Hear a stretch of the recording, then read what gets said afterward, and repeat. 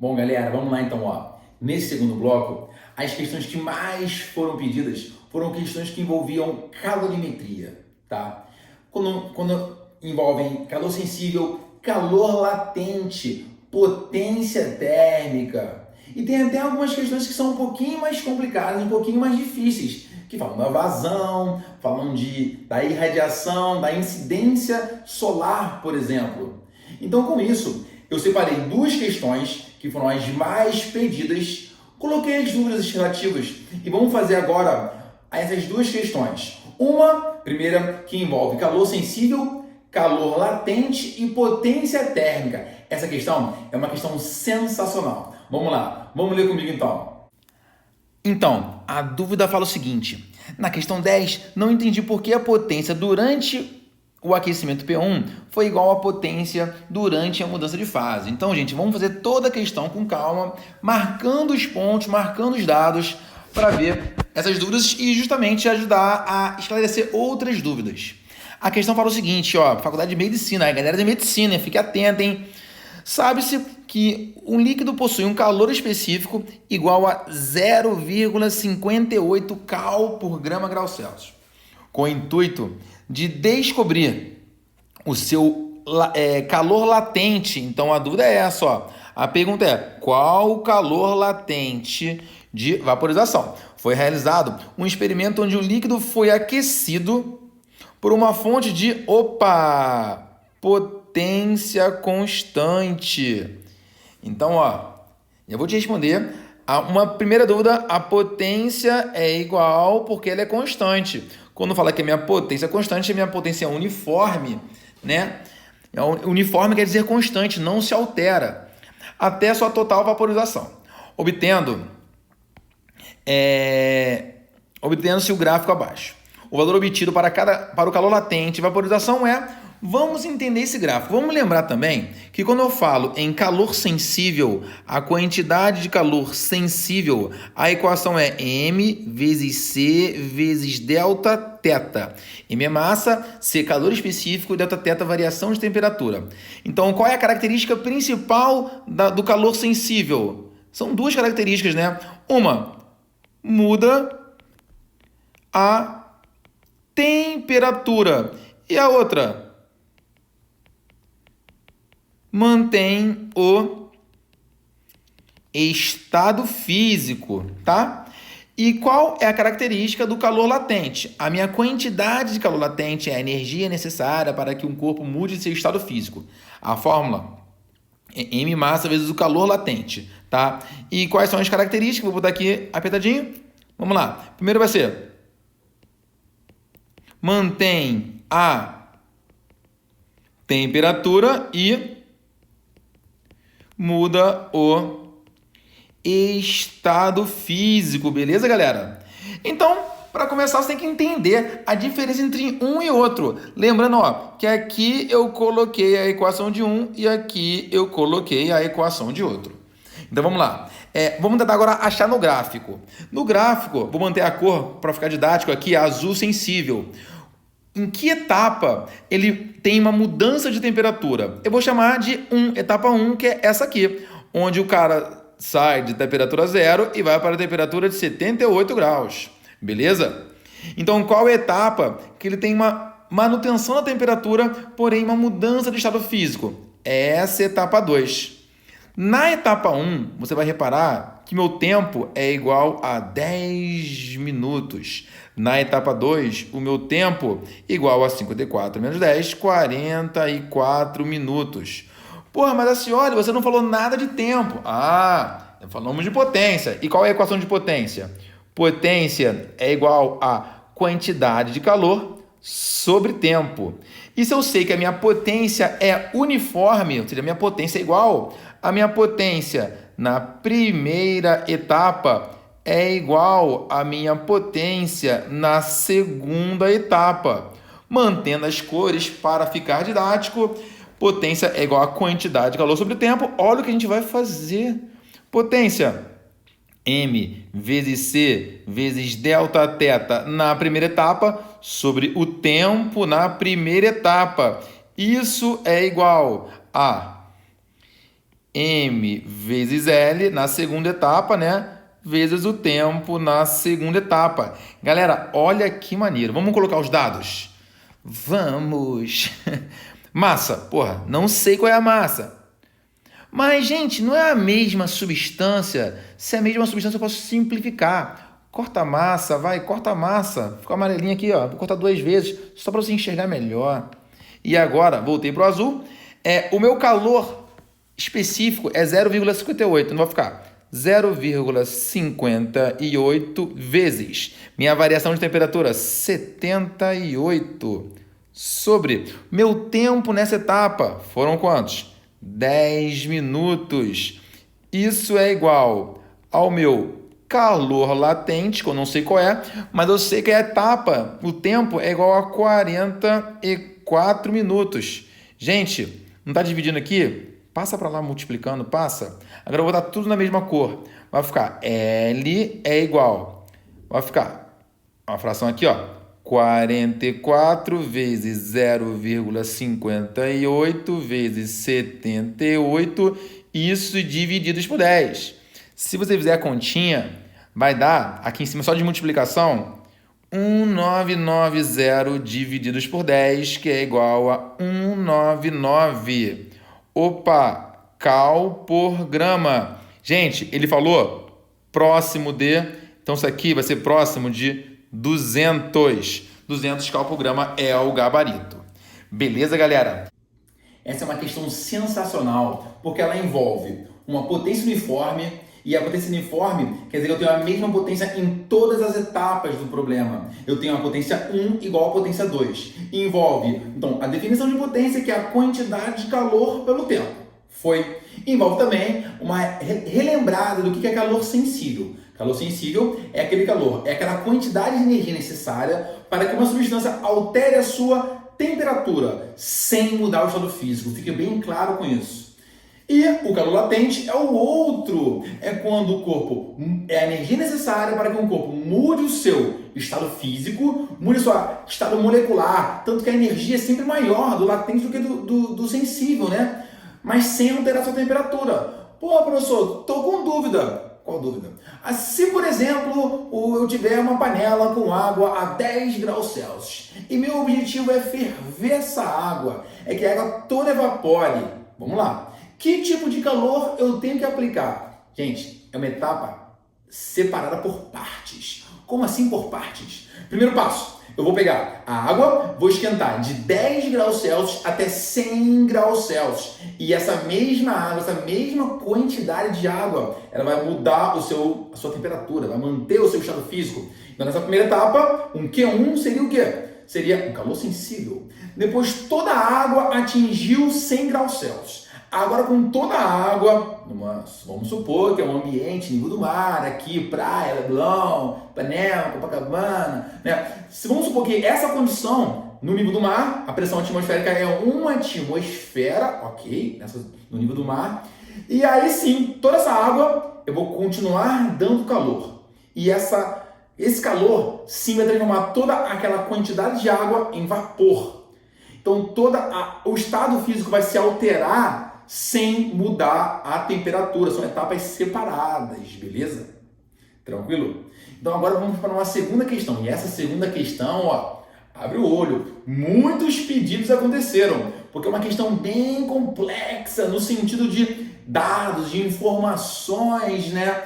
E aí assim, você tem que reparar o seguinte: quanto mais questões vocês fizerem, mais safos, mais rápidos vocês vão estar na hora de até de pular algumas etapas. E normalmente, algumas questões, alguns professores pulam algumas etapas. Mas para você que tem aquela dificuldade, para que isso seja conseguido, essa etapa consiga ser pulada, você tem que entender um passo a passo. Então, qual é o meu objetivo nessa questão? Não é pular etapas para mostrar que os professores sabem, não é isso. É fazer bem passo a passo, devagarinho, e você entendendo cada etapa do processo, aí sim, daqui a pouquinho, você continuando a treinar, continuando assistindo as aulas, você vai ganhar essas etapas e vai pular alguns passos igual alguns professores fazem, beleza? Então vamos ler juntinho a questão, porque ó, Fiquem atentos que essa questão é sensacional. Relembra vários conceitos, vamos relembrar matemática, unidades de medida e aí sim a gente vai desenrolar a questão bem devagarinho. Tranquilo? Vamos ler a questão, vamos lá.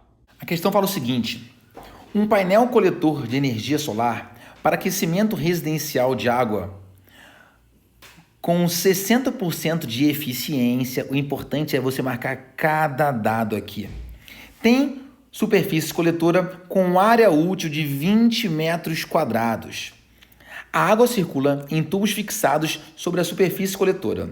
Supondo que a intensidade da energia solar incidente seja de 2 vezes 10 ao cubo watt por metro quadrado e que a vazão de suprimentos de água seja de 6 litros por minuto, assinale a opção que indica a variação de temperatura da água, sabendo desses dados aqui.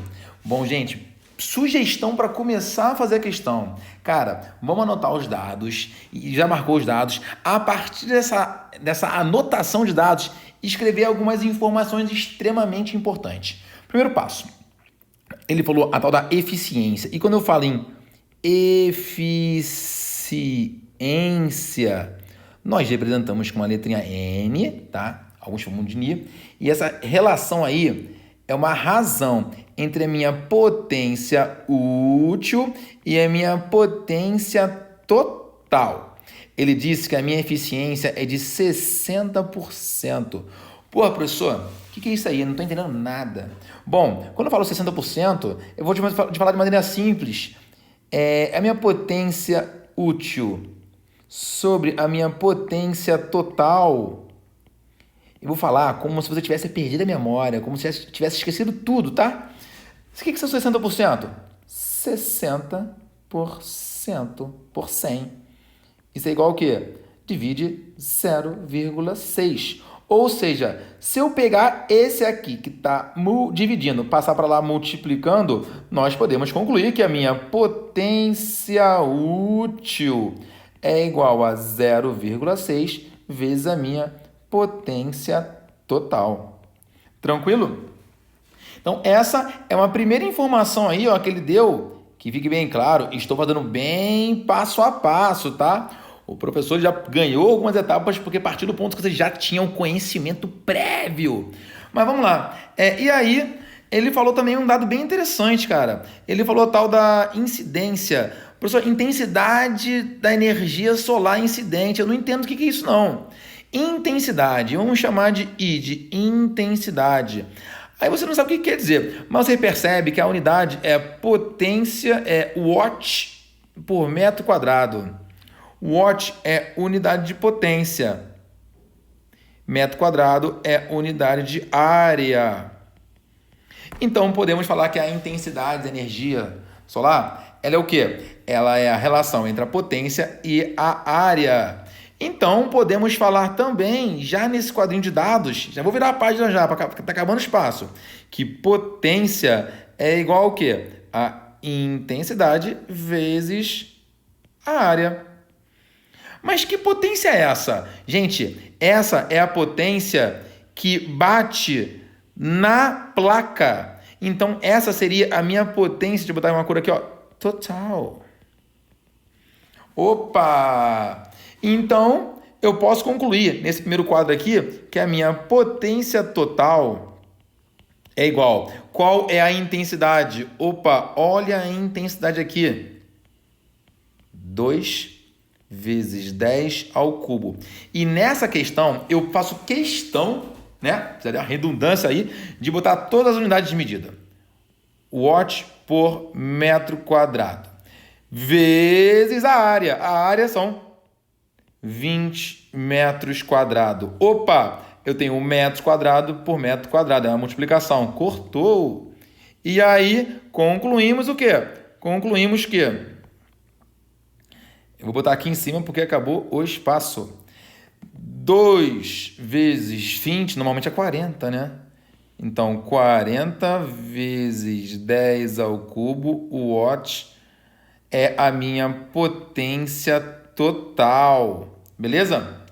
Então, com esses dois dados, vamos virar agora a página para poder pegar esses dois dados e continuar a questão.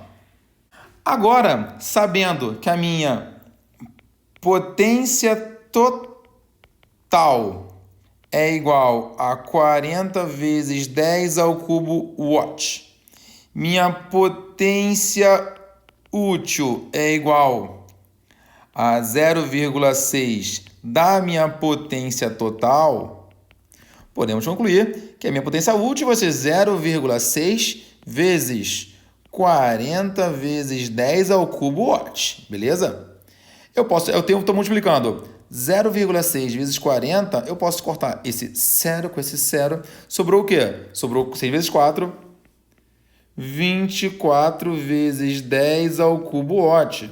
Então, concluímos que a minha potência útil vai ser 24.000 watts, beleza? E aí, ele falou que a vazão é de 6 litros por minuto. Porra, o que quer dizer isso? Vazão de 6 litros por minuto. Quando ele fala em vazão, ele falou litros por minuto. Litros é a relação do volume. Minutos é a relação do tempo. Aí ele falou que eu tenho 6 litros a cada 1 minuto. Tem que lembrar que estamos falando de água, né? E na água, nós podemos falar que 1 litro é igual a 1 quilograma, que é igual a 1 decímetro cúbico, tá? E aí, então, sabendo disso, eu posso falar, então, que a minha vazão, que nós podemos até representar com a letra Z, que é a relação de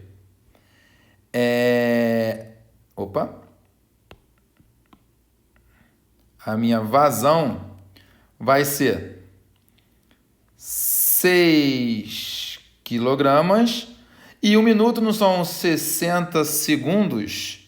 Então, eu posso simplificar aqui, sobra 10, e falar que eu tenho 1 quilograma a cada 10 segundos. Ou seja, joga para cima 10 a menos 1 quilogramas por segundo. Beleza? Então, essa vazão, para quem não percebeu ainda, que eu estou fazendo bem passo a passo, é a relação que eu tenho de massa por tempo. Beleza? Dando continuidade, o que é potência? Potência, né, é igual a quantidade de calor pelo tempo. E como eu estava falando aí da mudança de temperatura, que é a pergunta, qual a variação de temperatura? Então, é calor sensível, né? A gente viu na outra... Pô, sem querer apaguei aqui, cara. Bisonhei. Não é a quantidade de calor por tempo? É sensível, então vai ser mc delta θ por delta t. Beleza? E sabendo disso, então, só para recapitular, essa potência qual é? É a potência útil. Então, a minha potência útil vai ser a razão entre mc delta θ, que é a variação de temperatura, sobre delta t. E aí, poxa, não sei se você reparou, eu tenho uma relação aqui, cara, que maneiro! Massa sobre ΔT, massa sobre ΔT. Então, eu posso brincar, começar a brincar, me divertir. Nossa, professor, que divertido, que divertido.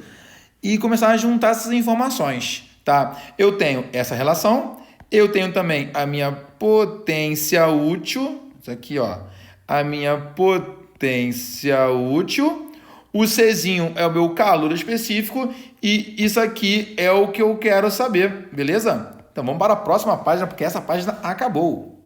Lembrando, potência útil é igual a mc delta θ por delta t.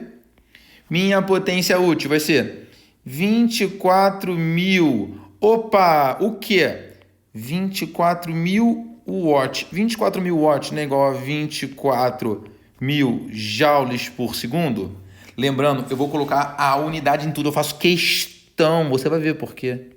Então, essa informação aqui, apaguei. Bom, isso vai ser igual ao quê?